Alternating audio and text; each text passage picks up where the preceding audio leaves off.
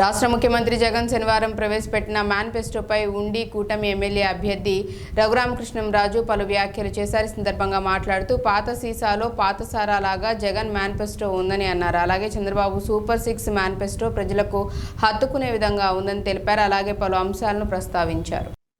పాత సీసాలో పాత సారా జగన్మోహన్ రెడ్డి మేనిఫెస్టో, చంద్రబాబు నాయుడు గారు సూపర్ 6 కానీ అది మహిళలందరికీ కూడా హత్తుకునేది.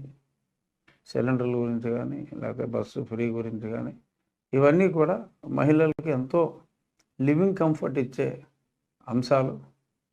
అలాగే ఈ చెత్త లిక్కర్ని ఆపేయడం ద్వారా ఆరోగ్యశ్రీకి కూడా బడ్డెం తగ్గుతుంది. మహిళల మాంగళ్యాలు 4 కాలాల పాటు నిలబడతాయి.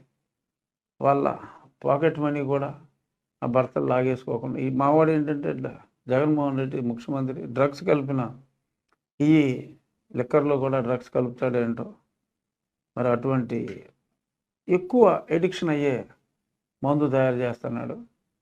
సో అటువంటిది ఏమీ లేకుండా గతంలో ఉన్నట్టే 4 కాలాల పాటు ప్రాణాలతో నిలబడే డ్రింకే ఉంటుంది. అది కూడా 1/3 కాస్ట్లో. సో కాబట్టి అంతా మంచి జరగాలంటే చంద్రబాబు నాయుడు గారు రావాలి. సో ఒక మాటలో చెప్పుకోవాలంటే అభివృద్ధి కావాలంటే సైకిల్కి వేయాలి, ఊరేసుకోవాలంటే ఫ్యాన్కి వేసుకోవాలి. జనరల్గా ఊరి ఫ్యాన్కి వేసుకునేది. సో ఊరేసుకోవాలంటే ఫ్యాన్కి వేసుకోవాలి. సరే, మరి ప్రజలు ఏదో కొద్దిమంది 30% దాకా ఫ్యాన్కి వేసుకోవాలనుకుంటున్నారు. వేసుకుంటారా బాబు. బట్ మెజారిటీ ప్రజలు 50% సైకిల్కి లేకపోతే గాజు గ్లాస్కో పుష్పానికో రెడీ అయి ఉన్నారు. కాబట్టి సో కూటమి